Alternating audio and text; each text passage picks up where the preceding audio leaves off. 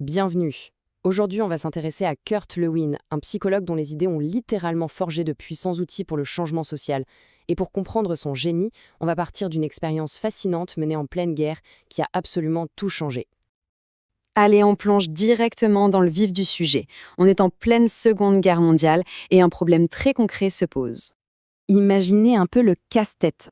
Le gouvernement américain doit convaincre sa population de manger des morceaux de viande beaucoup moins nobles, comme les abats. Pourquoi? Eh bien pour soutenir l'effort de guerre. Un vrai défi de communication et psychologie. Alors, comment on s'y est pris? On a testé deux approches radicalement différentes. D'un côté, on a la méthode classique, une experte qui donne une conférence très sérieuse et argumentée. De l'autre, quelque chose de complètement différent, des petits groupes de discussion où des ménagères échangent entre elles, guidées par un animateur. Et les résultats, eh bien, ils sont sans appel. Il n'y a même pas eu de match.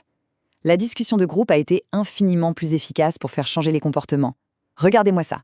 32% de changement d'habitude chez les femmes qui ont discuté entre elles, contre à peine 3% pour celles qui ont écouté la conférence. La différence est juste énorme. Alors la question qu'on se pose tous, c'est mais qui est le cerveau derrière cette expérience?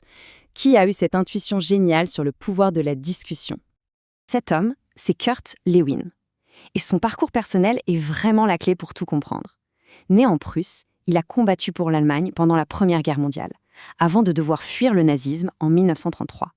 Cette expérience du conflit, de l'oppression et son attachement viscéral à la démocratie vont infuser absolument tout son travail. Cette citation de lui est très célèbre et elle résume parfaitement sa philosophie. Pour Lewin, une théorie, ça ne doit pas rester dans un livre à prendre la poussière. Non, ça doit servir à quelque chose. Ça doit nous aider à résoudre des problèmes bien réels. Alors ça peut paraître un peu barbare comme formule, mais l'idée derrière est super intuitive. Lewin dit que notre comportement, le C, est toujours une fonction de notre personnalité, le P, et de notre environnement, le E. En d'autres termes, pour comprendre pourquoi quelqu'un agit d'une certaine manière, il ne suffit pas de regarder qui il est, il faut aussi et surtout regarder le contexte dans lequel il évolue. C'est une idée fondatrice de toute la psychologie sociale. Et c'est là qu'on en arrive au cœur de sa pensée, à son concept le plus célèbre, le pouvoir incroyable du groupe. Lewin a carrément inventé l'expression « dynamique des groupes ». Pour lui, un groupe, ce n'est pas juste une addition d'individus. C'est une entité à part entière, une sorte d'organisme vivant, avec ses propres forces, ses tensions, ses règles, qui influencent en retour chaque membre. Et voilà la clé. C'est tout simple, mais c'est révolutionnaire. C'est la grande leçon de l'expérience des ménagères. Quand on participe à une décision, quand on a son mot à dire, eh bien on se l'approprie. On s'engage, on n'est plus en train de recevoir un ordre passivement, on devient acteur du changement. D'ailleurs, une autre de ces expériences le montre noir sur blanc. Le leader directif, qui donne des ordres. Ça peut marcher pour la productivité, mais le moral est en berne. Le leader qui laisse tout faire, c'est le chaos assuré. Mais le leader participatif, celui qui facilite, qui anime, là on a le meilleur des deux mondes. Un travail de qualité et des gens satisfaits. Et c'est là que Lewin a une intuition absolument géniale. Il comprend que ces principes ne s'appliquent pas qu'à des histoires de régime alimentaire. En fait, ce sont de véritables outils de transformation pour la société tout entière.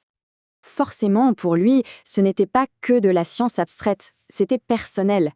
Il avait vu de ses propres yeux la montée de la haine et de l'oppression. Il voulait donc comprendre ces mécanismes pour mieux les combattre et pour donner des armes aux démocraties et aux groupes opprimés. Du coup, ces découvertes, c'est une véritable boîte à outils pour toutes les communautés marginalisées ou qui luttent pour se faire entendre. Participer activement, prendre des décisions ensemble, se sentir responsable collectivement, ce sont des savoirs essentiels qui permettent de se structurer, de s'organiser et au final d'avoir plus d'influence pour changer la société. Et ça marche! Regardez ce chiffre. Dans une usine, le simple fait de donner aux ouvriers plus d'autonomie pour décider de leur méthode de travail a fait grimper la productivité de 20%. L'autonomie et la participation, c'est un moteur de performance incroyable. Bon, on a vu pas mal de choses. Alors, si on devait tout rassembler, quelle est la conclusion ultime du travail de Lewin? C'est ça la beauté de la chose. La discussion de groupe, c'est un outil profondément démocratique. Pas besoin d'avoir des millions, pas besoin de technologie de pointe. C'est simple, c'est accessible et c'est un levier d'émancipation extrêmement puissant pour les citoyens qui veulent s'organiser à la base. Mais attention, il y a une condition cruciale. Ça ne veut pas dire qu'il suffit de mettre des gens dans une pièce et d'attendre que la magie opère. Non, la clé du succès, c'est la personne qui anime. Il faut un facilitateur compétent, qui sait guider la discussion sans l'imposer, qui s'assure que tout le monde peut s'exprimer et que le groupe avance vraiment ensemble. Et c'est sur cette idée, à la fois simple et vertigineuse, que l'héritage de Lewin nous laisse.